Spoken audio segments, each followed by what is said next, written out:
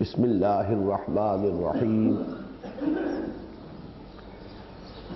انما المؤمنون الذین آمنوا باللہ ورسولہ انما المؤمنون الذین آمنوا باللہ ورسولہ وإذا كانوا معه على امر جامع لم يذهبوا حتى يستأذنوه ان الذین یستأذنونک اولئک الذین یؤمنون باللہ ورسولہ فإذا استأذنوک لبعض شأنهم فأذن لمن شئت منهم واستغفر لهم اللہ ان اللہ غفور رحیم لا تجعلوا دعاء الرسول بینکم كدعاء بعضکم بعضا قد يعلم الله الذين يتسللون منكم لواذا فليحذر الذين يخالفون عن امره ان تصيبهم فتنة او يصيبهم عذاب أليم الا ان لله ما في السماوات والارض قد يعلم ما انتم عليه ويوم يرجعون إليه فينبئهم بما عملوا والله بكل شيء عليم وقال تبارك وتعالى عفى الله عنك لما أذنت لهم حتى يتبين لك الذين صدقوا وتعلم الكاذبين لا يستأذنك الذين يؤمنون بالله واليوم الآخر أن يجاهدوا بأموالهم وأنفسهم والله عليم بالمتقين إنما يستأذنك الذين لا يؤمنون بالله واليوم الآخر وارتابت قلوبهم فهم في ريبهم يترددون وَلَوْ أَرَادُوا الْخُرُوجَ لَأَعَدُّوا لَهُ عُدَّةً وَلَكِنْ كَرِهَ اللَّهُ بِعَاثَهُمْ فَثَبَّتَهُمْ وَقِيلَ اقْعُدُوا مَعَ الْقَاعِدِينَ لَوْ خَرَجُوا فِيكُمْ مَا زَادُوكُمْ إِلَّا خَبَالًا وَلَأَوْضَعُوا خِلَالَكُمْ يَبْغُونَكُمُ الْفِتْنَةَ وَفِيكُمْ سَمَّاعُونَ لَهُمْ وَاللَّهُ عَلِيمٌ بِالظَّالِمِينَ لقد ابتغوا الفتنة من قبل وقلبوا لك الأمور حتى جاء الحق وظهر أمر الله وهم كارهون ومنهم من يقول ائذن لي ولا تفتني ألا في الفتنة سقطوا وإن جهنم لمحيطة بالكافرين صدق الله العظيم رب اشرح لي صدری ویسر لي امری واحلل عقدۃ من لسانی یفقہوا قولی۔ یہ ہمارے اس دوسرے منتخب نصاب کا درس نمبر 9 ہے۔ اس کا عنوان ہے نظم جماعت کی پابندی اور اس سے رخصت اور معذرت کا معاملہ۔ اگرچہ اس میں بعض دوسرے امور بھی زیر بحث آئے ہیں جن سے یہ بات نکھر کر سامنے آتی ہے کہ ایک اسلامی نظم جماعت میں مامورین کو امراء کے ساتھ کیا طرز عمل اختیار کرنا چاہیے۔ ان میں آداب بھی ہیں، قواعد و ضوابط بھی ہیں، اور اصلاً جو روح رواں ہے اس اجتماعیت کی اس کی نشاندہی کی گئی۔ جہاں تک رخصتوں کا اور معذرتوں کا معاملہ ہے اس کے ضمن میں سورہ نور کی آخری آیات اور سورہ توبہ کی وہ آیات جو ابھی میں نے پڑھی اور آپ نے سماعت فرمائی، ان میں بظاہر ایک تضاد سامنے آتا ہے اور اس تضاد کو بھی رفع کر لینا اور ان دونوں میں جو تطبیق ہے اس کا جاننا بہت ضروری ہے۔ سورہ نور کی یہ آخری 3 آیات ہیں 62 تا 64، اور ان کو پڑھتے ہوئے پھر آپ یہ محسوس کریں گے کہ کس قدر باریک بینی سے ان امور کی طرف رہنمائی کی جا رہی ہے کہ جن پر کسی اجتماعیت میں ایک عمدہ ماحول اور ایک باہمی اعتماد کی فضا جو ہے وہ برقرار رہ سکتی ہے۔ ارشاد ہوتا ہے انما المؤمنون الذین آمنوا باللہ ورسولہ واذا كانوا معه على امر جامع لم يذهبوا حتى يستأذنوه۔ انما کلمہ حصر ہے، اس پر سورہ حجرات کے درس میں خاصی گفتگو ہوتی ہے اور آپ میں سے اکثر حضرات کے ذہن میں ہوگا کہ حصر کا مطلب کیا ہے۔ زید عالم ہے اس کا ایک مفہوم ہے، زید ہی عالم ہے یہاں کچھ مفہوم بدل گیا۔ پہلے جملے میں زید کے لیے علم کا اثبات ہے، دوسروں سے علم کی نفی نہیں ہے۔ دوسرے جملے میں نہ صرف زید کے لیے علم کا اثبات ہے بلکہ دوسروں سے اس کی نفی بھی ہے۔ اس کو کہتے ہیں اسلوب حصر۔ انما کلمہ حصر ہے۔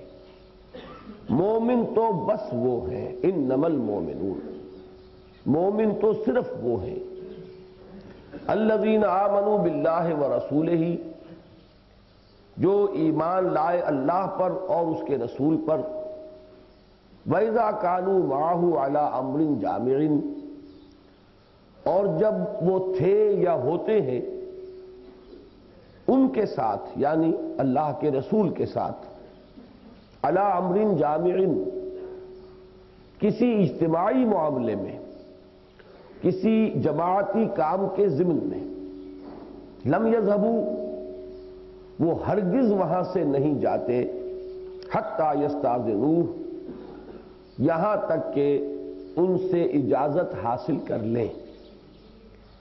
اب ذرا نوٹ کیجئے کہ سورہ حجرات کی جو آیت نمبر 15 ہے، جو ہمارے دروس میں بکثرت اس کا حوالہ آتا ہے، وہاں بھی کیا ہے کہ ایمان کی دو شرائط، ایمان کے دو لوازم ایمان حقیقی کے، انما المؤمنون الذین آمنوا باللہ ورسولہ ثم لم يرتابوا وجاہدوا باموالہم وانفسہم فی سبیل اللہ اولئک ھم الصادقون۔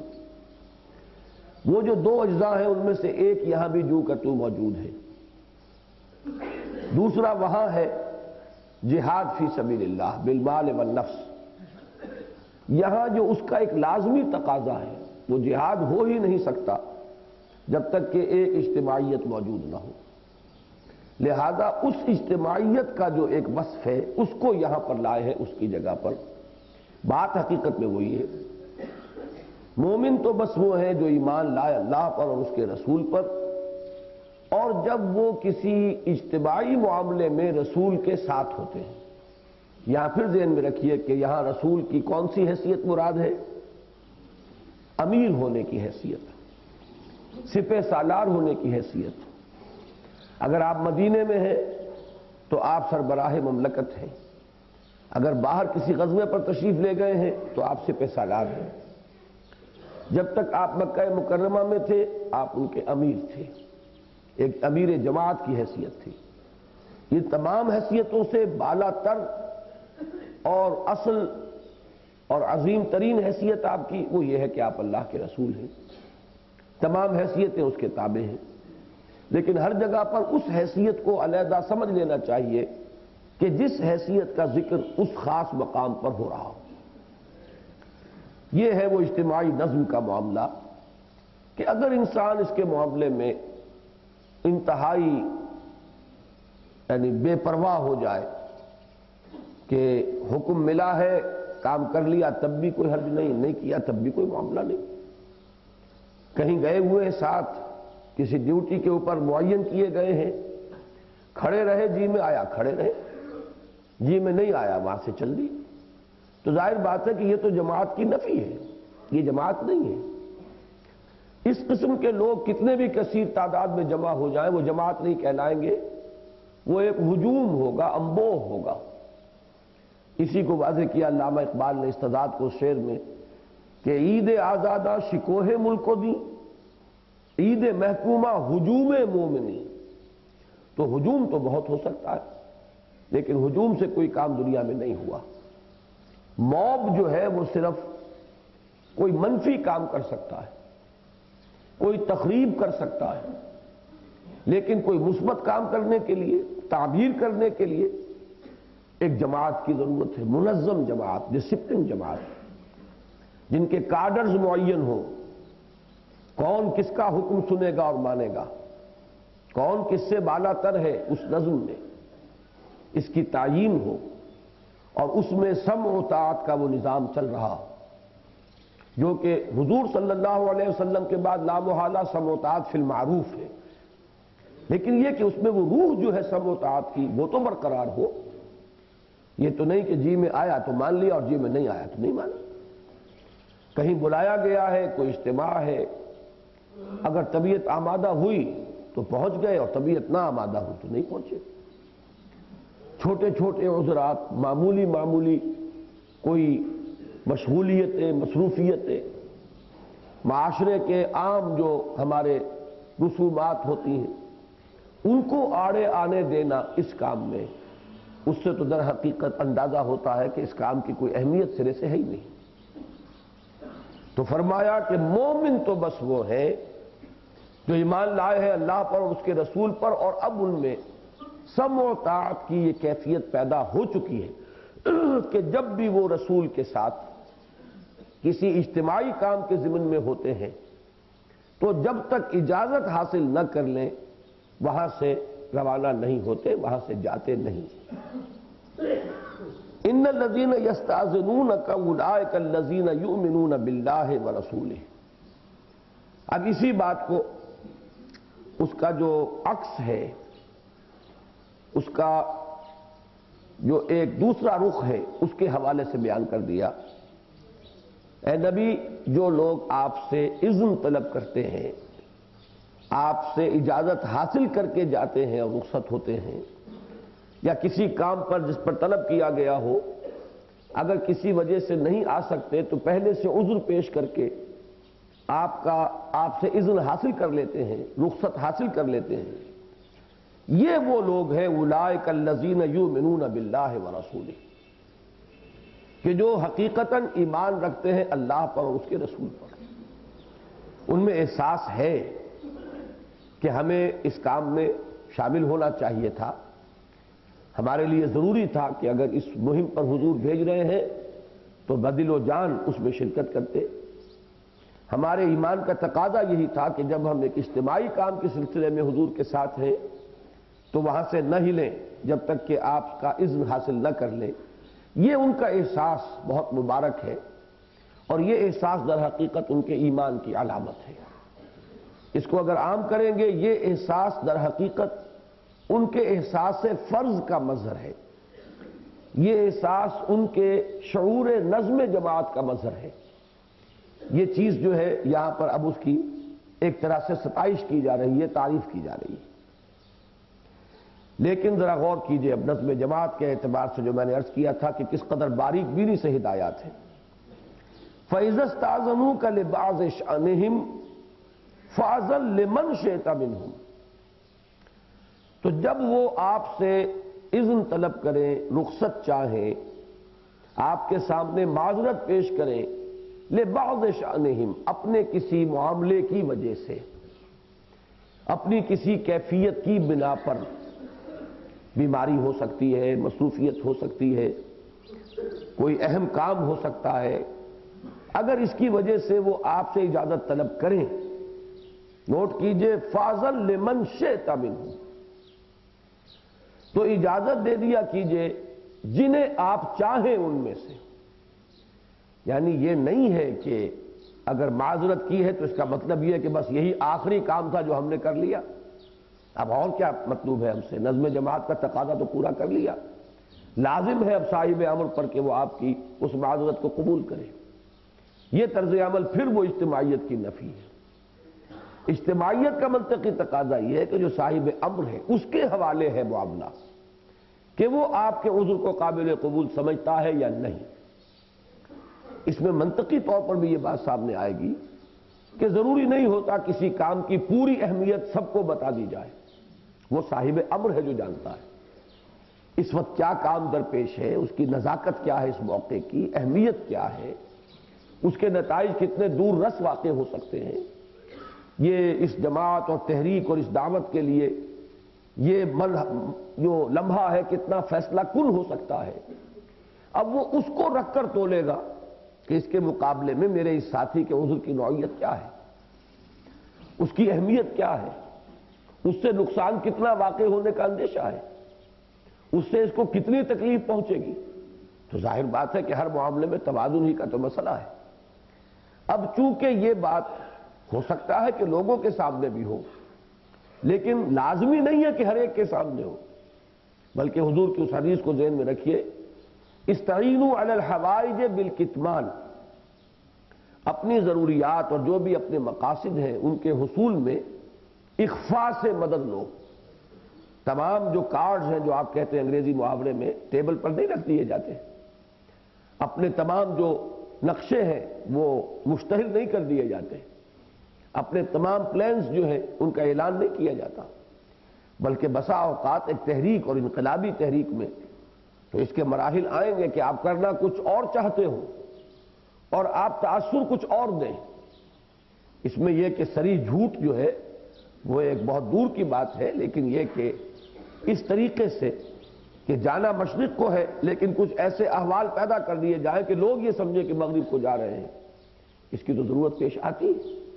لہذا وہ تمام چیزیں ضروری نہیں ہیں کہ ایک محاورے میں کہا جاتا تھا، ہمارے والد صاحب کہا کرتے تھے کہ ہجے کروا رہے ہو، یعنی ہر چیز تم اس طریقے سے چاہتے ہو کہ جیسے الفاظ کے آپ ہجے کرتے ہیں اس طریقے سے ایک ایک چیز علیحدہ کر کے آپ کو بتا دی جائے، حالانکہ یہ ضروری نہیں ہوتا۔ نظم کا تقاضا یہ ہے کہ جس کو کے اوپر ذمہ داری ہے وہ اس کام کی اہمیت کو سمجھتا ہے۔ لہذا اب آپ اگر اس نظم سے منسلک ہیں تو آپ کی روش یہ ہونی چاہیے کہ آپ نے عذر پیش کر دیا، اب اس کے بعد یہ اختیار ہے، ذہناً اس کو تسلیم کیجئے کہ یہ اختیار ہے اس صاحب امر کا، وہ میرے اس عذر کو قابل قبول سمجھتا ہے تو ٹھیک ہے، نہیں سمجھتا ہے تو کوئی مجبوری، کوئی رکاوٹ، کوئی مشغولیت دنیا کی اس کام سے بڑھ کر نہیں ہے۔ اصل شے تو یہ ہے کہ اگر یہ پرائرٹیز فکس نہیں ہوئی، اگر ترجیحات کی تعیین نہیں ہوئی تو کام آگے چلے گا ہی نہیں۔ وہ تو قدم قدم پر جیسے گاڑی ناکنگ کرتی ہے اسی طریقے سے رکاوٹ پیش آئے گی۔ اس کے لیے تو لازم ہے شرط اول قدمی نست کے مجنو باشی، کہ اس راہ میں سب سے پہلی شرط لازم یہی ہے کہ آدمی یہ طے کر لے کہ یہ کام مقدم ہے، باقی سب کچھ مؤخر ہے۔ اب عذر کا معاملہ تو یہ ہوتا ہے کہ ظاہر بات ہے ہر تحریک میں ہر وقت ہر مرحلہ ایسا نہیں ہوتا کہ وہ فیصلہ کنی ہو، لہذا اس موقع کے اعتبار سے اگر آپ نے کوئی عذر پیش کر دیا تو اس میں کوئی حرج نہیں ہے، لیکن نظم کا تقاضا یہ ہوگا کہ یہ نہ سمجھیے کہ عذر پیش کر دینا ہی بس آخری تقاضا تھا جو پورا ہو گیا، بلکہ یہ کہ انسان سامنے رکھ کر ذہناً تیار ہو کہ اگر میرا عذر قابل قبول ہوگا تو ٹھیک ہے، ورنہ مجھے ہر دوسرے کام پر اس کام کو ترجیح دینی ہے۔ اگلا لفظ جو ہے وہ اب اس پر اور ایک پہلو سے روشنی ڈال رہا ہے، وَاسْتَغْفِرْ لَهُمْ، اور اے نبی ان سے کے لیے استغفار بھی کیجئے اللہ سے۔ کیوں؟ بتائیے کون سا گناہ کیا انہوں نے؟ حالانکہ انہوں نے تو اذن طلب کیا ہے، اجازت مانگی ہے، وہ بغیر اذن کے نہیں گئے ہیں، ان کو پہلے اللہ سند دے چکا ہے کہ یہ وہ لوگ ہیں جو ایمان رکھتے ہیں اللہ پر اور اس کے رسول پر، پھر یہ استغفار کیسا؟ اس کی وجہ جو ہے سمجھ میں آ گئی ہوگی کہ بہرحال ایک مسئلہ یہ ہوا ہے کہ انہوں نے اپنے کسی دنیاوی مصروفیت کو اتنا اہم سمجھا کہ دین کے کام سے رخصت طلب کی۔ فی نفس ہی یہ شے جو ہے ایک کمزوری کی علامت ہے۔ اس کی وجہ یہ ہے جو میں ذرا کبھی سخت اور درست الفاظ میں بھی کہا کرتا ہوں، اور اس کی وجہ یہ ہوتی ہے کہ وہ جو اقبال نے کہا کہ نوارا تلخ ترمیزن چو ذوق نغمہ کمیابی، اور پھول کی پتی سے کٹ سکتا ہے ہیرے کا جگر، مرد ناداں پر کلام نرم و نازک بے اثر، تو کبھی سخت انداز اختیار کرنا پڑتا ہے۔ اگر فرض کیجئے کوئی بیمار ہے تو کیا شفا جو ہے وہ آپ کے ہاتھ میں ہے؟ آپ کی موجودگی پر اس کا دار و مدار ہے۔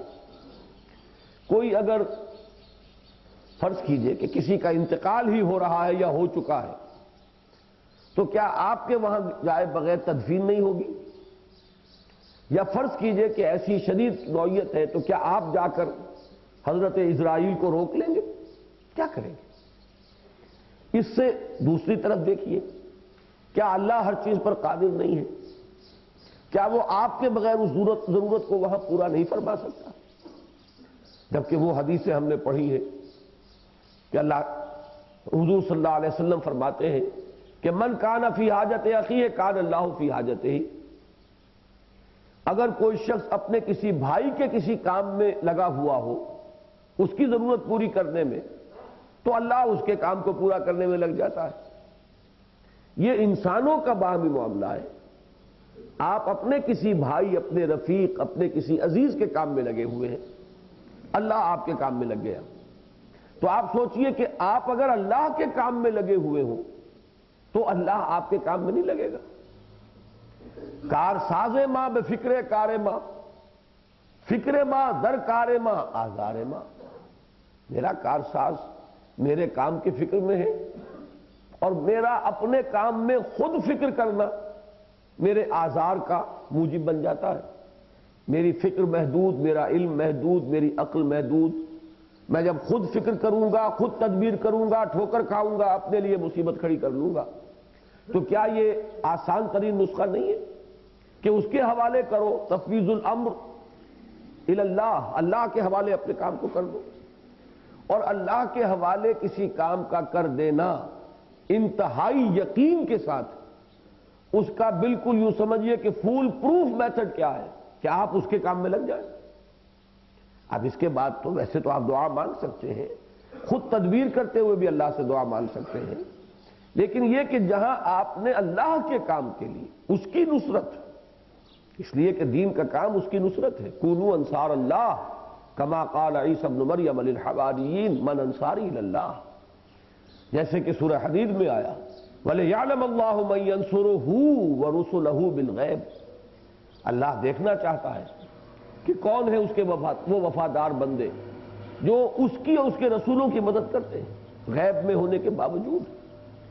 تو آپ اللہ کی نصرت کر رہے ہیں تو سوچئے کوئی شریف انسان بھی، کوئی بامروت انسان بھی اتنی پستی میں نہیں گرے گا کہ آپ اس کے دست و بازو بنے اور وہ آپ کو چھوڑ دے۔ تو کیسے ممکن ہے؟ اللہ کے بارے میں کیسے گمان کیا؟ یعنی فی الاصل تو یہ ایک کمزوری ہے۔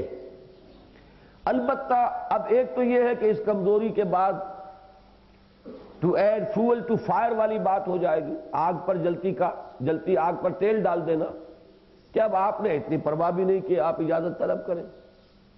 ان کے مقابلے میں جو اجازت ہی طلب نہیں کرتے، سرے سے نظم کا احساس ہی نہیں، ان سے تو یقیناً بہتر ہو گئے وہ لوگ جنہوں نے عذر پیش کیا، معذرت کی اور اجازت طلب کی۔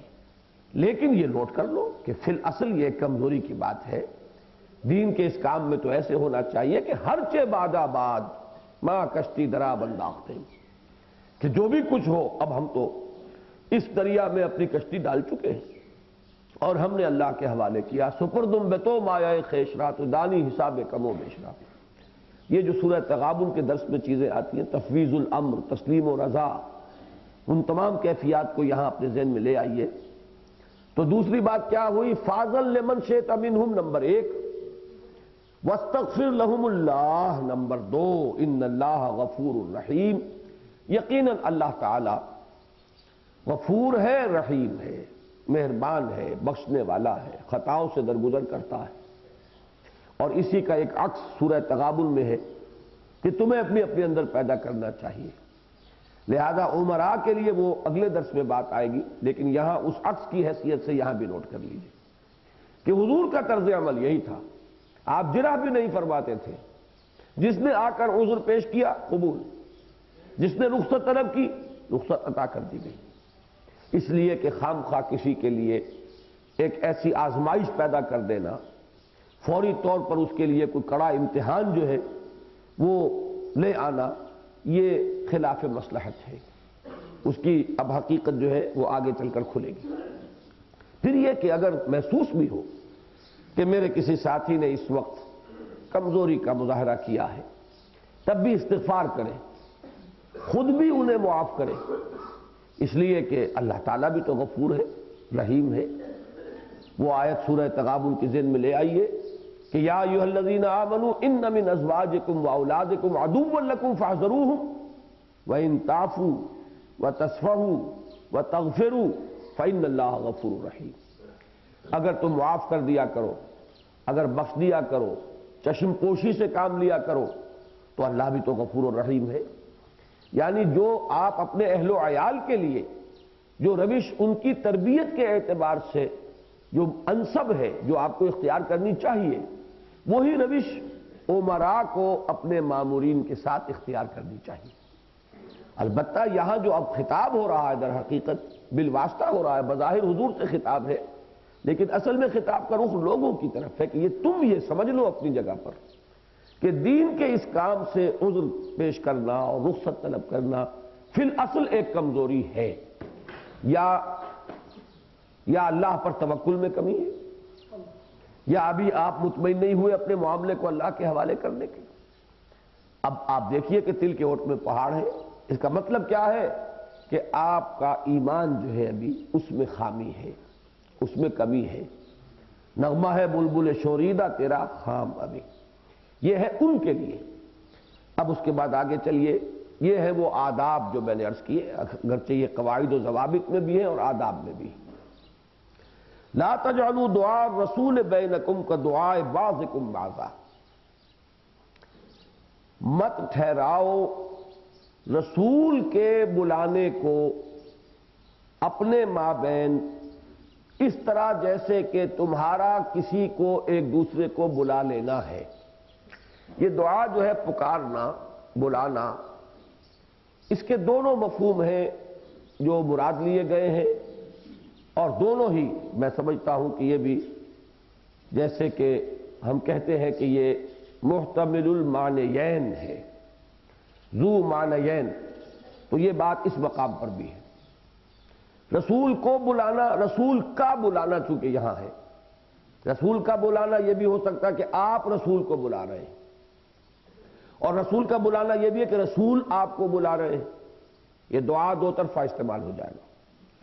رسول کو بلانا، رسول سے خطاب کرنا، رسول سے گفتگو کرنا، اسے بھی تم ایسا نہ سمجھ لو جیسے آپس میں ایک دوسرے سے بات کرتے ہو۔ ان کا ادب، ان کا احترام، ان کی تعظیم، آداب کو ملحوظ نہیں رکھو گے تو نقصان کسے پہنچے گا؟ اس اجتماعیت کو جس کی شیرازہ بندی رسول کی مرکزی شخصیت کے گرد ہو رہی ہے۔ یہ مضمون پورے شرح و بسط کے ساتھ سورہ حجرات میں آ چکا ہے کہ اے لوگوں اپنی آوازوں کو پست رکھو، اپنی آوازوں کو نبی کی آواز سے بلند نہ کرو۔ حقیقت میں تو وہ لوگ جو اپنی آوازوں کو پست رکھتے ہیں رسول کے سامنے وہی ہیں کہ جن کے دلوں کو اللہ نے تقویٰ کے لیے جانچ لیا ہے، پرکھ لیا ہے۔ پھر وہاں وہ واقعات کے پس منظر میں ہدایت بھی آ گئی کہ یقیناً وہ لوگ جو گھروں کے باہر سے، حجرات کے باہر سے حضور کو پکارا کرتے تھے، ان الذین ینادونک من وراء الحجرات اکثرهم لا یعقلون ولو انہم صبروا حتی تخرج الیہم لکان خیرا لہم۔ تو یہ رخ جو ہے یہ بھی یہاں پر مراد ہو سکتا ہے، لیکن یہ کہ یہ ہمارے اس منتخب نصاب میں وہ سورہ حجرات میں آ چکا۔ لیکن یہاں صرف ایک بات اور نوٹ کر لیجئے گا کہ اسی کا عکس ہے کہ جو اپنے امراء کے لیے، اور اسی کو تلقین کیا جاتا ہے کہ یہی آداب ہیں۔ دوسرا جو نظام بیعت ہے، بیعت ارشاد، بیعت سلوک، یہی آداب مرشد کے لیے کہ جس کے ساتھ اپنا ایک تعلق قائم کیا ہے، اس سے آپ رہنمائی چاہ رہے ہیں، آپ اس کی ہمت سے اپنی ہمت کی تقویت حاصل کرنا چاہ رہے ہیں، تو اب اس کے ساتھ اس کا ادب، اس کی تعظیم، اگر یہ کیفیت نہیں ہوگی تو وہ جو بات کہی جاتی ہے با ادب با نصیب، بے ادب بے نصیب، آپ ہی کو کچھ حاصل نہیں ہوگا، ان کا کیا بگڑے گا۔ تو یہاں پر وہ معاملہ اس نظم جماعت میں بھی درجہ بدرجہ ہر شخص اپنے سے بالا تر کے ساتھ جو انداز اسے اختیار کرنا چاہیے۔ اب اسی کی ایک ایکسٹریم فارم ہے کہ جو آپ کو ملٹری ڈسپلن میں ملتی ہے، یہ سیلیوٹ جو ہے کہ اپنے سے بالا تر کو سلیوٹ کرنا.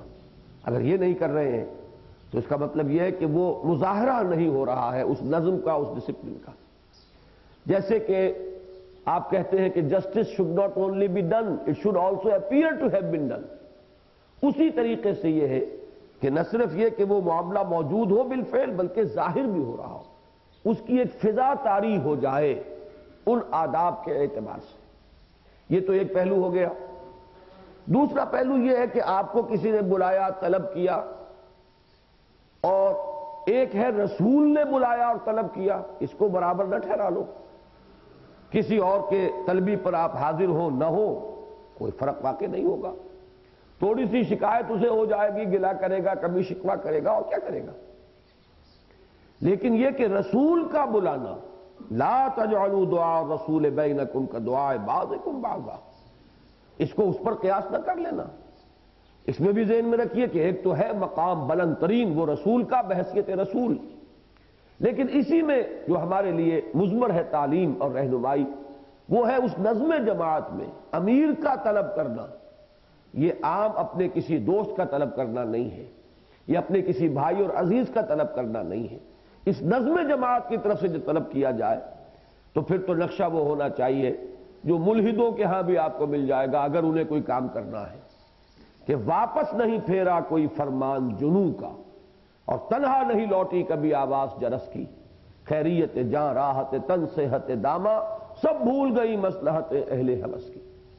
یہ دو اشعار بہت عمدہ ہے، ایک تحریکی مزاج کے حامل.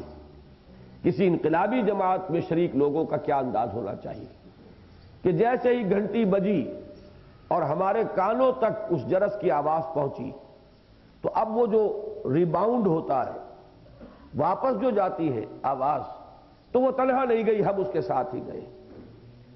واپس نہیں پھیرا کوئی فرمان جنوں کا، اور تنہا نہیں لوٹی کبھی آواز جرس کی. راستے میں رکاوٹ کون سی چیز بنتی؟ خیریت جاں، راحت تن، صحت دامہ.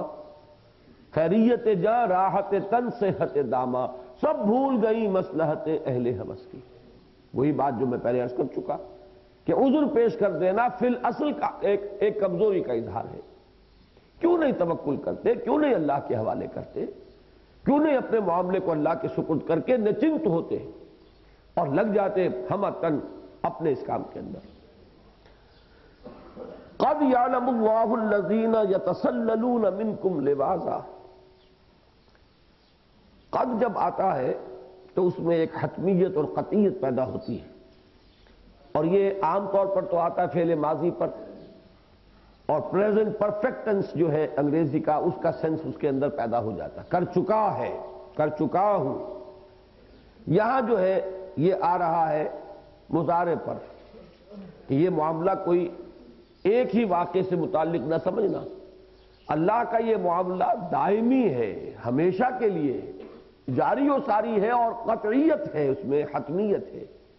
قد یعلم اللہ الذین یتسللون منکم لواذا.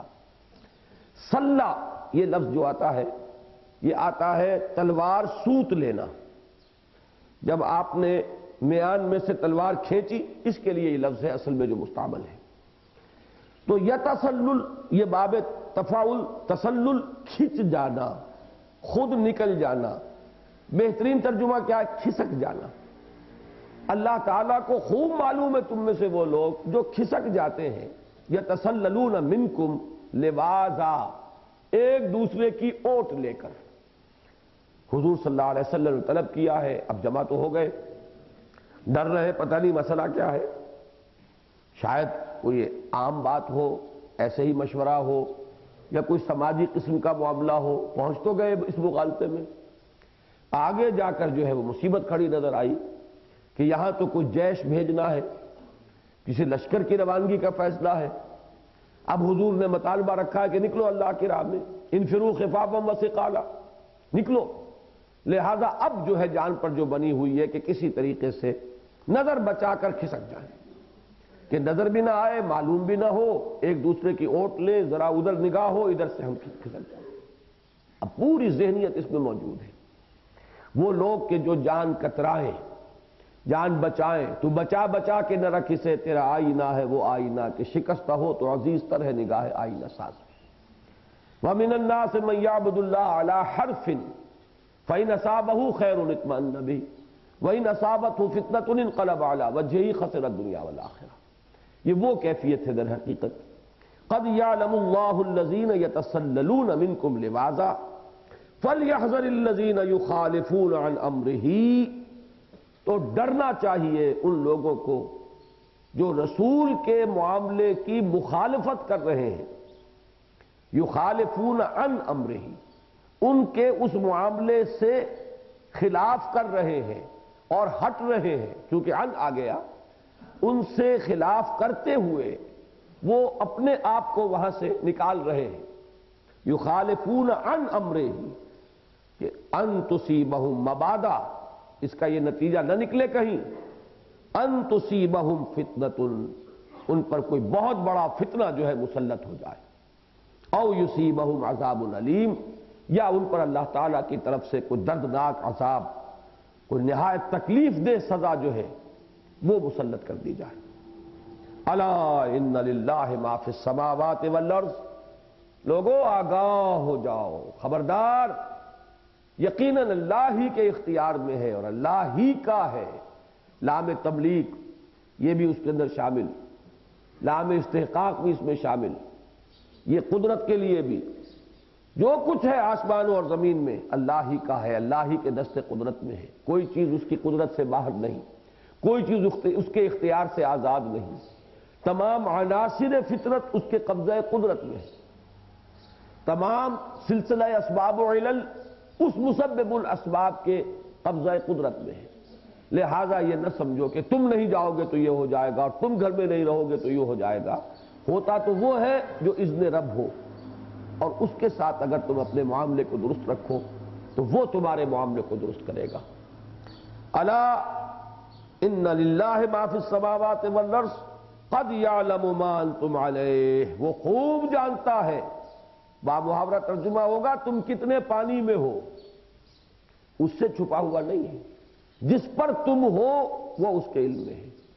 ایمان کتنا کچھ ہے، نفاق کس حد تک اس میں سرایت کر گیا ہے، اس میں کس حد تک واقعتاً آخرت کی ترجیح ہے، کس حد تک دنیا طلبی شامل ہو گئی ہے، اللہ خوب جانتا ہے۔ قد یعلم ما انتم علیہ ویوم یرجعون الیہ، اور جس دن کہ تم اس کی طرف لوٹائے جاؤ گے، فَيُنَبِّئُهُم بِمَا عَمِلُوا، تو اللہ تعالیٰ ان کو جتلا دے گا، گنوا دے گا جو کچھ کہ انہوں نے عمل کیا تھا، وہ اپنے اس علم کامل کی بنا پر، یہ وہ لفظ دوبارہ آ گیا ہے، نبا یونبئ تنبیئا، نبا سے ہے بتا دینا، جتلا دینا، واللہ بکل شیء علیم، اور اللہ ہر چیز کا علم رکھتا ہے۔ اب آئیے دوسرا مقام، یہ سورہ توبہ کی آیات ہے 43 تا 49۔ یہاں آپ کو معلوم ہے پس منظر میں غزوہ تبوک، اس کے لیے نفیر عام، تو ایک بہت بڑا بنیادی فرق جو ہے اس کو پہلے سمجھ لیں گے تو جو ظاہری تضاد تھا اس کو رفع کرنے میں مدد ملے گی۔ نبی اکرم صلی اللہ علیہ وسلم نے اپنی حیات دنیاوی کے دوران جتنی بھی جنگیں ہوئیں، جتنے غزوات ہوئے، جتنے بھی سریے آپ نے بھیجے، کبھی بھی یہ نہیں فرمایا کہ ہر مسلمان کا جانا لازم ہے، بلکہ سارا دار و مدار ترغیب، تشویق، لوگوں نکلو اللہ کی راہ میں، جنت حاصل کرو، سابقوا الی مغفرۃ من ربکم وجنۃ عرضھا کعرض السماء والارض، ایک دوسرے سے آگے نکلو، بڑھو، ایک دوسرے سے سبقت لے جانے کی کوشش کرو۔ لیکن غزوہ تبوک کے موقع پر نفیر عام تھی، سب کے لیے نکلنا لازم قرار دیا گیا، الا یہ کہ کوئی شخص اگر اس عذر ہے تو عذر پیش کرے، اجازت حاصل کر لے، جیسے کہ عام طور پر جماعتوں میں ہوتا ہے۔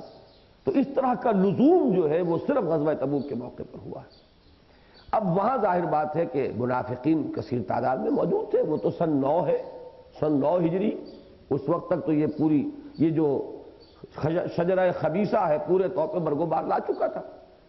اب وہ آ رہے ہیں اور اجازت طلب کر رہے ہیں، جھوٹ بول رہے ہیں، جھوٹی قسمیں کھا رہے ہیں، اور حضور کی مروت میں عرض کر چکا ہوں یہ تھی کہ آپ نے کبھی کسی جھوٹے کو اس کے منہ پر جھوٹا نہیں کہا. یہ نہ سمجھیے کہ حضور کے علم میں نہیں تھا، علم میں ہوتا تھا. یہ تو عام آدمی بھی اندازہ کر لیتا ہے کہ یہ شخص اس وقت جھوٹ بول رہا ہے اور اس شخص کی اصل کیفیت کیا ہے. تو نبی اکرم صلی اللہ علیہ وسلم عام اہل ایمان کے بارے میں آپ نے فرمایا اتقوا فراست المومن فإنہ ینظر بنور اللہ. مومن کی فراست سے بچو، ڈرو، وہ اللہ کے نور سے دیکھتا ہے. تو اب آپ غور کیجئے کہ پھر حضور صلی اللہ علیہ وسلم کا معاملہ کیا ہوگا. تو یہ نہیں کہ پتہ نہیں ہوتا تھا، لیکن حضور تسلیم کر لیتے تھے، مان لیتے تھے، اور اس کا نتیجہ وہ بھی نکلتا تھا کہ وہ جری ہو کر بلکہ استہزاء کے انداز میں کہا کرتے تھے ہوا اذن، یہ تو صرف کان ہی کان ہے نرے، ان کے دماغ میں بھیجا نہیں ہے. ہم جھوٹ بولتے ہیں، مان لیتے ہیں. ہم جا کر بالکل بغیر کسی حقیقت کے کوئی عذر پیش کرتے ہیں بناوٹی، اور وہ تسلیم کر لیتے ہیں. اس کا مطلب یہ ہے کہ کان ہی کان ہے نرے، جو چاہو ان کے کان میں اتار دو، یہ اسے تسلیم کر لیتے ہیں. اس سے اندازہ ہوتا ہے، آپ کو ہونا چاہیے کہ کس درجے حضور کی یہ طبیعت ثانیہ تھی، کس قدر راسخ آپ کی یہ عادت تھی کہ جس نے عذر پیش کیا آپ نے قبول کر لی. اس میں مصلحت بھی ہے، وہ بھی آگے آ جائے گی. جو بھی چیز صحیح ہوگی اور جو اخلاق فاضلہ اور اخلاق عالیہ کے مطابق ہوگی، مصلحت بھی اس میں ہوتی ہے.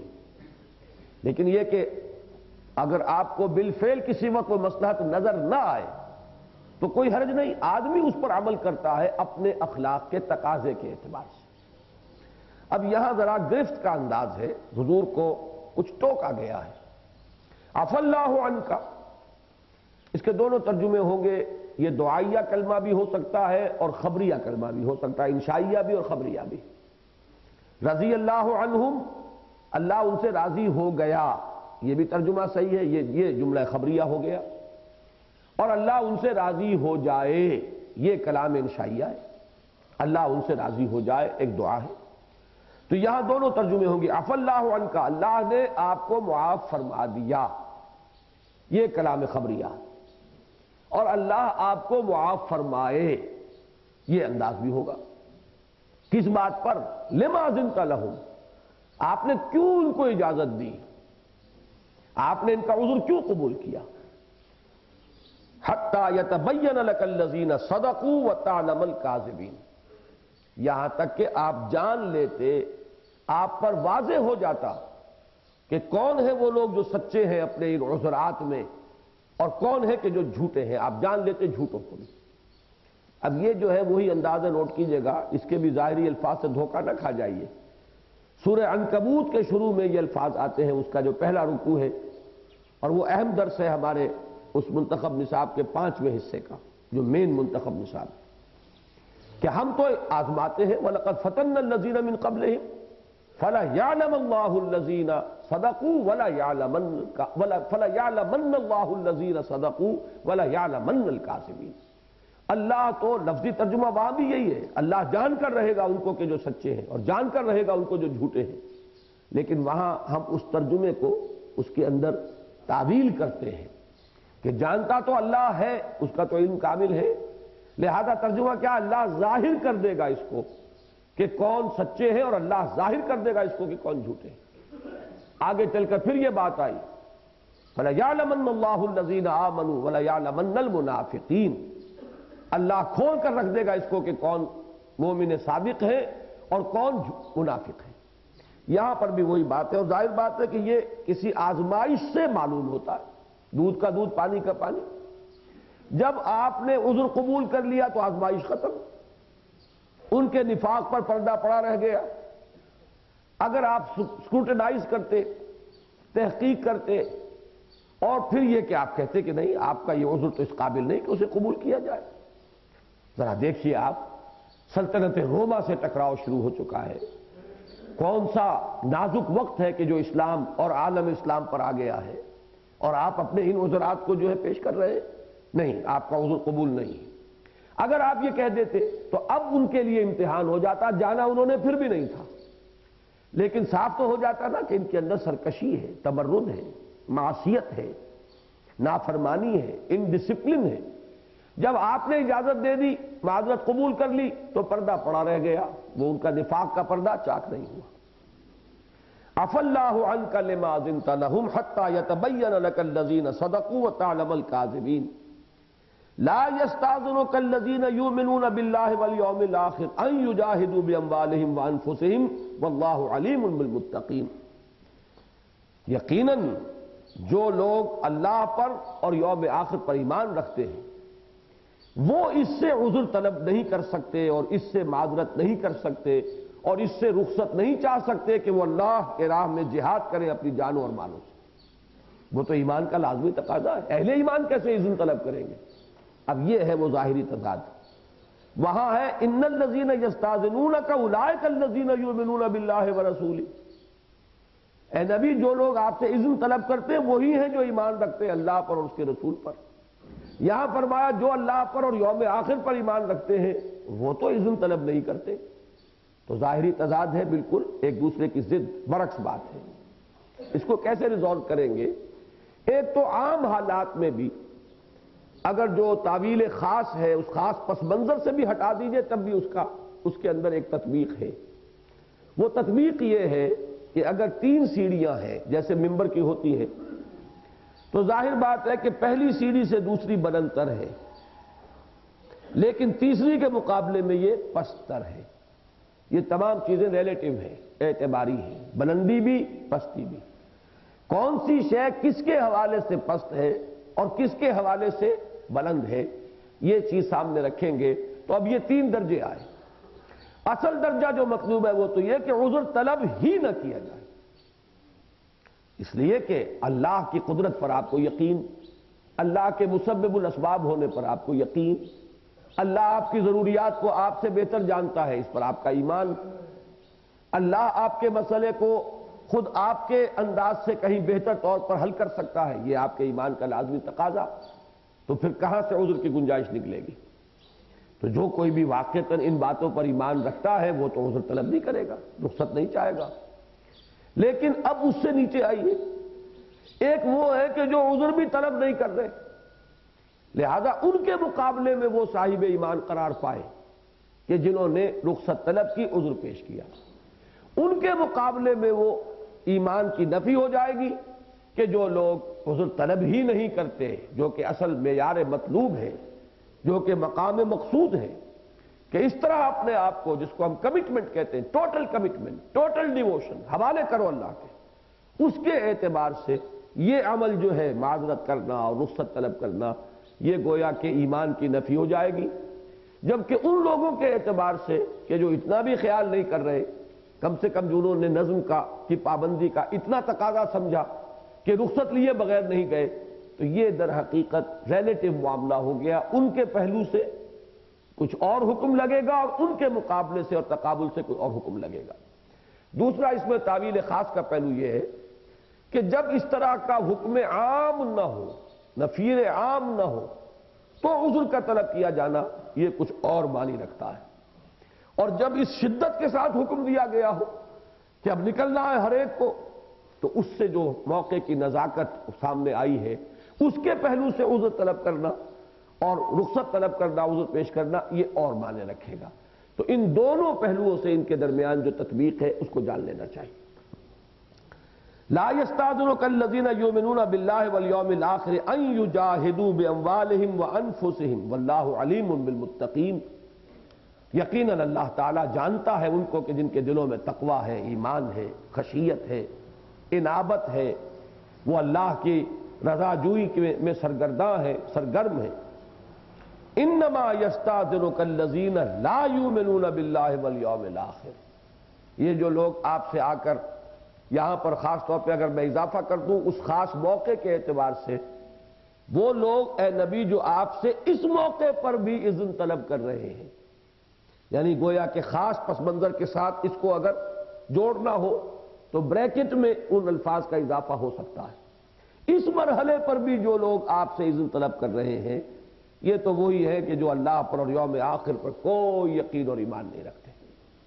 انما یستأذنک الذین لا یؤمنون باللہ والیوم الآخر وارتابت قلوبہم، اور ان کے دل ریب اور شک کے اندر مبتلا ہو چکے ہیں، ان کے دلوں میں شکوک نے ڈیرے جما لیے ہیں۔ فَهُمْ فِي رَيْبِهِمْ يَتَرَدَّدُونَ، تو وہ اپنے اس شک کی وجہ سے متردد ہو کر رہ گئے ہیں۔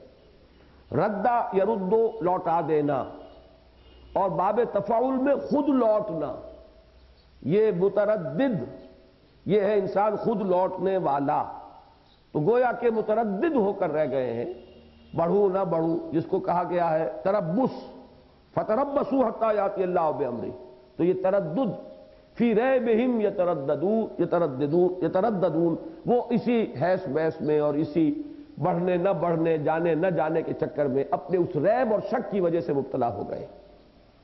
وَلَوْ أَرَادُوا الْخُرُوجَ لَأَعَدُّوا لَهُ عُدَّةً، اگر ان کا واقعی ارادہ ہوتا نکلنے کا تو انہوں نے اس کے لیے اہتمام کیا ہوتا، تیاری کی ہوتی، سامان جمع کیا ہوتا۔ ان کا طرز عمل بتا رہا ہے کہ نیت خراب تھی، عین وقت پر آ کر عذر پیش کر دیا، یہ چیز میرے پاس نہیں ہے، لیکن اس کے لیے کوئی اہتمام سرے سے کیا ہی نہیں، کوئی کوشش اس کے لیے کی ہی نہیں۔ اپنے ان مسائل کے حل کے لیے اگر کوئی شکل نکل سکتی تھی، اس کے لیے کوئی بھاگ دوڑ نہیں کی ہے۔ اصل تو ارادہ جو ہے ان کا وہ اس سے ظاہر ہو رہا ہے۔ لو ارادوا الخروج لأعدوا له عدة، اگر ان کا واقعی ارادہ ہوتا نکلنے کا تو کوئی تیاری کرتے اس کے لیے۔ ولكن كره الله بعاصهم، اب یہاں سے بات تصویر کا دوسرا رخ شروع ہو رہا ہے۔ ایک تو یہ عظیم حقیقت کہ اگر کسی کو توفیق نہیں ملی تو یہ بھی یہ اندھی بہری کائنات نہیں ہے، اس میں ایک ایسی ہستی کا ارادہ کار فرما ہے جو سمیع اور بصیر اور حی و قیوم ہے، علیم ہے اور خبیر ہے۔ اگر توفیق نہیں ملی تو یہ بھی اللہ کا فیصلہ ہے کہ ان کو توفیق نہ ملے، یہ اللہ ہی نے نہیں چاہا کہ وہ نکلے۔ کرہ اللہ ولکن کرہ اللہ بعاصاہم، اللہ نے پسند نہیں کیا ان کا نکلنا، اللہ ہی نے ان کو توفیق نہیں دی۔ فثبتہم، اور ان کو جما دیا، زمین میں ان کو گاڑ دیا، ان کے پاؤں ملوں کے ہو گئے، وہ نکل نہیں پائے۔ وقیل اقعدوا مع القاعدین، اور گویا کہ کہہ دیا گیا ان کے لیے، اذن رب یہ ہوا، حکم رب یہ ہوا، بیٹھ رہو بیٹھ رہنے والوں کے ساتھ۔ یہ ہے اصل میں کہ توفیق اللہ سے ملتی ہے، توفیق اللہ دیتا ہے، اس کا بھی اس نے قاعدہ بنایا ہے، جس کا ارادہ ہوگا اسے توفیق ملے گی، جس کا ارادہ نہیں ہے اسے زبردستی توفیق دے تو وہ سارا نظمی درم برم ہو جائے گا کائنات کا جس پر اس نے بنایا۔ یہ تو امتحان گاہ ہے، خلق الموت والحیات لیبلوکم ایکم احسن عملا، وہ زبردستی نکال دیا کرے تو نکلنے والوں کا کریڈٹ نہیں اور نہ نکلنے والوں کا قصور نہیں رہے گا۔ اس اعتبار سے یہ اللہ تعالیٰ کی وہ سنت ثابتہ جو ہے اس کے ساتھ مطابقت اسی کی ہے، حکمت تخلیق جو ہے اس کے ساتھ مطابقت اسی کی ہے کہ جن کا ارادہ نہیں ہوتا اللہ بھی دفع کرتا ہے ان کو۔ فتربصوا حتی یاتی اللہ بامرہ، جاؤ دفع ہو جاؤ، انتظار کرو یہاں تک کہ اللہ اپنا آخری فیصلہ سنا دے۔ لہذا اللہ ہی نے نہیں چاہا، ولکن کرہ اللہ بعاصاہم فثبتہم وقیل اقعدوا مع القاعدین۔ اچھا یہ کیوں نہیں اللہ نے چاہا؟ اب یہ ہے تصویر کا دوسرا رخ۔ لو خرجوا فیکم ما زادوکم الا خبالا، اگر یہ تمہارے ساتھ نکلتے، تمہارے مابین ہوتے اس مہم میں، نہ اضافہ کرتے تمہارے لیے مگر برائی کا۔ اب آپ سوچئے ڈسگرنٹلڈ ایلیمنٹ جو ہے وہ اس سے کوئی خیر وجود میں نہیں آتا، وہ جس کو آپ کہتے ہیں انویلنگ ورکر، وہ کام بنائے گا کم بگاڑے گا زیادہ، وہ بدگمانیاں پیدا کرے گا، وہ طرح طرح کے شوشے چھوڑے گا، وہ لوگوں کے اندر انتشار پیدا کرے گا۔ تو ایسے لوگوں کا اس جمعیت میں ہونا وہ تو در حقیقت ایک پوٹینشل ویکنس ہے۔ تعداد زیادہ ہونا جو ہے وہ اصل میں ہر حال میں مفید نہیں ہے۔ ہو سکتا ہے کہ ورم ہو، یہ حقیقی جسم نہ ہو، یہ بیماری کی علامت ہو۔ اس لیے اللہ تعالیٰ نے نہیں چاہا کہ اس قسم کے لوگ، یہ تھڑ دلے لوگ، یہ نیم ارادہ رکھنے والے لوگ، یہ خام ارادہ رکھنے والے لوگ، یا یہ کہ جن کے دلوں میں دنیا گھر کیے ہوئے وہ لوگ، وہ تمہاری صفوں میں ہوتے، اگر ہوتے تو انتشار پھیلاتے۔ لو خرجوا فیکم ما زادوکم الا خبالا ولاوضعوا خلالکم یبغونکم الفتنہ، اور وہ تو گھوڑے دوڑاتے تمہاری صفوں کے مابین تمہارے لیے فتنوں کی تلاش میں، کہیں سے کوئی بات ملے، کہیں سے کوئی بات اچک لیں، دوسری جگہ جا کر لگا دیں، بے اطمینانی پیدا کریں، کہیں کوئی اوس اور خزرج کے مابین کوئی چنگاری کہیں بھڑکا سکتے ہو، پرانی عصبیتیں اور پرانی حمیتیں ان کو جگا کر ان کی تلواریں نکلوا دیں، تو ان کی تو ساری بھاگ دوڑ اسی میں ہوتی۔ تو اس سے تو بہت اچھا ہوا کہ تمہاری یہ جمعیت جو نکلی وہ خالص جمعیت تھی، وہ ان عناصر سے پاک رہی۔ وَلَأَوْضَعُوا خِلَالَكُمْ يَبْغُونَكُمُ الْفِتْنَةَ وَفِيكُمْ سَمَّاعُونَ لَهُمْ۔ اس کے بھی دونوں ترجمے ہو سکتے ہیں اور دونوں نہایت حکیمانہ ترجمے ہیں، دونوں ہی مراد ہیں۔ تم میں ہیں وہ لوگ جو بہت سننے والے ہیں ان کے لیے، لفظی ترجمہ یہ ہوگا، سماع بہت سننے والا، فیکم تمہارے اندر ہے، لہم ان کے لیے۔ یہ دونوں باتیں ہیں کہ تمہاری صفوں میں وہ لوگ موجود ہیں اے مسلمانوں جو ان کی باتیں بڑے دھیان سے کان لگا کر سنتے ہیں۔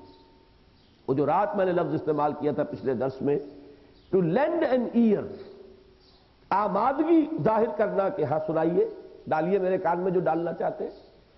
جو کسی کے لیے غیبت ڈالنا چاہے، جو کسی امیر کے لیے نجوہ فرمانا چاہے، میں حاضر ہوں، اور پوری آمادگی کے ساتھ، پوری توجہ کے ساتھ۔ یہاں مبالغہ کس لیے آ رہا ہے کہ یہ پوری دلی آمادگی کے ساتھ سنتے ہیں۔ پر نالا وہیں گرتا ہے جہاں نشیب کا ہوگا معاملہ، وہ نشیب ان کے اندر ہے، لہذا پوری توجہ سے ان کی بات سنیں گے۔ فیکم سماعون لہم، اور ایک یہ کہ ایسے لوگ جو ان کے لیے سنتے ہیں تمہارے مابین، تمہاری خبریں وہاں پہنچانے کے لیے بیٹھے ہوئے ہیں مسلمانوں کے اجتماع میں، اجتماعیت میں، لیکن یہ سب کیا ہو رہا ہے؟ در حقیقت ان کی ایسی ٹرانسمیٹرز کی ہے کہ یہاں خوب سن کر، اور ظاہر بات ہے کہ جب خبر کہیں پہنچانی ہے تو پوری توجہ سے سننی ہوگی نا، کوئی بات اس میں سے رہ نہ جائے، ہو سکتا ہے کہ اسی سے زیادہ فتنے کی آگ بھڑکائی جا سکتی ہو، لہذا پوری توجہ کے ساتھ جو ہے وہ تمہارے مابین بیٹھ کر سنتے ہیں۔ کس کے لیے؟ ان کے لیے سنتے ہیں کہ ان تک پہنچانی ہے باتیں، ان تک یہ فتنہ انگیزی جو ہے اس کے لیے ایجنٹی کرنی ہے۔ لہذا یہ دونوں ترجمے ہیں، دونوں نہایت حسین، نہایت صحیح اور نہایت مطلوب و مقصود۔ فیکم سماعون لہم واللہ علیم بالظالمین، اللہ ان ظالموں کو خوب جانتا ہے، اللہ کی نگاہوں سے وہ چھپے ہوئے نہیں ہیں۔ لقد ابتغوا الفتنة من قبل وقلبوا لك الامور حتى جاء الحق وظهر امر الله وهم كارهون۔ اب یہ وہ تاریخی پس منظر ہے کہ اے نبی، یہ آپ کے لیے پہلے سے بہت سے فتنے اٹھا چکے، بہت سے مواقع پر انہوں نے آگ فتنوں کی بھڑکائی ہے۔ لقد ابتغوا الفتنة من قبل وقلبوا لك الامور، اور آپ کے لیے معاملات کو تلپٹ کرنے کے میں انہوں نے کوئی دقیقہ فروگزاشت نہیں کیا۔ قلبا یقلب، بدل دینا، الٹ دینا، تقلیب باب تفعیل، قلب کے معنی بدلنا، اسی سے انقلاب بنا باب انفعال، کسی ملک کے نظام کو بدل دینا، بدل جانا کسی ملک کا نظام، انقلاب، اور یہ تقلیب کسی شے کو الٹ دینا۔ وَنُقَلِّبُ أَفْئِدَتَهُمْ وَأَبْصَارَهُمْ كَمَا لَمْ يُؤْمِنُوا بِهِ أَوَّلَ مَرَّةٍ، ہم پلٹ دیں گے، الٹ دیں گے ان کی نگاہوں کو بھی اور ان کے دلوں کو بھی، اس لیے کہ وہ پہلی مرتبہ جب کہ حق کا انکشاف ہوا انہوں نے اس کی تصدیق نہیں کی، اس پر ایمان نہیں لائے۔ قلبوا لك الامور، آپ کے لیے معاملات کو تلپٹ کرنے کی ہر امکانی کوشش یہ کرتے رہے ہیں، یہاں تک کہ اللہ کا فیصلہ آ گیا۔ جاء الحق، حق آ گیا، حق غالب ہو گیا۔ وظہر امر اللہ، اللہ کا امر ظاہر ہو گیا، غالب ہو گیا۔ یہ دونوں ہی مفہوم اس کے، لیظہرہ، اظہار اسی سے بنا ہے تاکہ غالب کر دے اس کو تمام ادیان پر یا کل کے کل دین پر۔ وہم کارہون، یہ جو حق آیا ہے، جاء الحق وزہق الباطل، انہیں یہ پسند تو نہیں ہے، ان کو تو بڑی ناگواری ہے۔ وَلَوْ كَرِهَ الْمُشْرِكُونَ وَلَوْ كَرِهَ الْكَافِرُونَ، تو یہ منافق بھی جو ہے ان کو بھی یہ چیز بڑی ناگوار رہی ہے، لیکن یہ کہ اللہ کا فیصلہ آ گیا۔ چونکہ جزیرہ نماء عرب میں تو آپ کو معلوم ہے نا، غلبہ ہو چکا تھا حضور کو، اس وقت اسلام کا غلبہ ہو چکا۔ یہ تو سن 9 کا معاملہ ہے، سن 8 میں مکہ فتح ہو چکا، سن 8 ہی کے شوال میں غزوہ حنین بھی ہو چکا۔ یوں سمجھئے کہ آخری مارکہ جو سرزمین عرب میں تھا وہ وہی تھا۔ تو عرب پر تو غلبہ ہو چکا اور جوک در جوک اور فوج در فوج لوگوں نے آ کر اسلام قبول کیا، اللہ کے دین میں داخل ہو گئے۔ لہذا یہ سب کچھ جو ہوا ہے یہ بھی ان کی ناپسندیدگی کے علی الرغم ہوا ہے۔ اب یہ کہ یہ جو ایک نیکسٹ فیز ہے اس انقلاب محمدی کا صلی اللہ علیہ وسلم، غلبہ دین حق کا یہ جو دوسرا فیز اب شروع ہو رہا ہے بین الاقوامی سطح پر بیرون ملک عرب، ظاہر بات ہے کہ یہ بھی انہیں پسند نہیں۔ لہذا یہ اگر آپ کے ساتھ جاتے تو کوئی نہ کوئی خرابی پیدا کرتے، کوئی نہ کوئی فتنہ وہاں بھی برپا کرتے۔ تو ایک اعتبار سے یہ بہتری ہوا ہے کہ یہ نہیں گئے۔ اب دیکھیے یہ ہے وہ ایک ہی بات کے کتنے رخ ہیں۔ آپ نے کیوں اجازت دی یہ علیحدہ بات ہے، آپ کو اجازت نہیں دینی چاہیے تھی تاکہ کھل جاتا۔ ان کی حقیقت جو ہے اس پر جو پردہ پڑا رہ گیا وہ پردہ، اس کی پردہ دری ہوتی ان کی حقیقت کی اور کھل جاتا کہ یہ کیا ہے اور کتنے پانی میں۔ لیکن نتیجے کے اعتبار سے یہی بہتر ہے کہ وہ نہیں آئے۔ اسی کو ذہن میں رکھیے، اپلائی کر رہے ہیں ہم اس کو اپنے معاملات پر۔ یہ طرز عمل ہے کہ جس پر ذہناً انسان کو مطمئن رہنا چاہیے، وہ یہ کہ کوشش پوری کیجئے، ساتھیوں کو ساتھ لے کر چلیے۔ کوئی پیچھے رہتا ہے تو زیادہ آپ اس کی چنتا نہ کریں، زیادہ متفکر نہ ہو، زیادہ اس کے بارے میں تشویش میں مبتلا نہ ہو سکتا ہے اس کے پیچھے رہ جانا ہی اس میں خیر ہو، اسی میں بھلائی ہو۔ چنانچہ حضور کا واقعہ جو ملتا ہے سیرت میں کہ تبوک میں جب آپ 20 دن قیام پذیر رہے وہاں اور لڑائی کوئی ہوئی نہیں، تو ہوتا کیا تھا، وہ تو ان اہل ایمان کی پکنک ہو گئی، ایسی اعلیٰ پکنک، بیٹھے ہوئے ہیں حضور کے ساتھ گفتگو ہو رہی ہے۔ ظاہر بات ہے کہ یہ مواقع مدینے میں رہتے ہوئے سب کو، یا یہ کہ سب صرف مدینے کے لوگ تو نہیں تھے، 30,000 تھے، کہاں کہاں سے لوگ آئے ہوں گے، وہ وہاں پر تو انہیں شاید یہ موقع میسر بھی نہ آتا۔ یہاں یہ کہ صبح و شام حضور ہی کی صحبت ہے اور آپ ہی کی صحبت سے فیضیاب ہو رہے ہیں۔ وہاں یہ ہوتا تھا کہ ذکر ہو جاتا تھا کبھی کبھی، فلاں صاحب کیوں نہیں آئے، کیا ہوا، فلاں شخص کیسے رہ گیا، وہ تو مومن صادق تھا۔ تو حضور کبھی اس تذکرے کو پسند نہیں فرماتے تھے۔ آپ کا قول کیا ہوتا تھا، قول مبارک، دع ہو، چھوڑو اس کے ذکر کو، اگر اس میں کوئی خیر ہے تو اللہ اسے تمہارے ساتھ ملا دے گا، اور اگر اس میں شر ہے تو اللہ تعالیٰ نے اگر تمہیں اس کے شر سے نجات دی تو اسی میں بہتری ہے۔ یہ ہے جو انداز ہونا چاہیے۔ یہ بھی طے نہ کیجئے کہ لازماً شر ہے، اس لیے کہ آپ کے پاس وہ علم کامل نہیں ہے، ہو سکتا ہے کہ باقی کوئی عذر ہو، کوئی مجبوری ہو، عین وقت پر پیش آ گئی ہو۔ زیادہ سے زیادہ اس خیر کو اور حسن ظن کو اپنے ذہن میں لانے کی کوشش کریں، لیکن اصولاً اس بات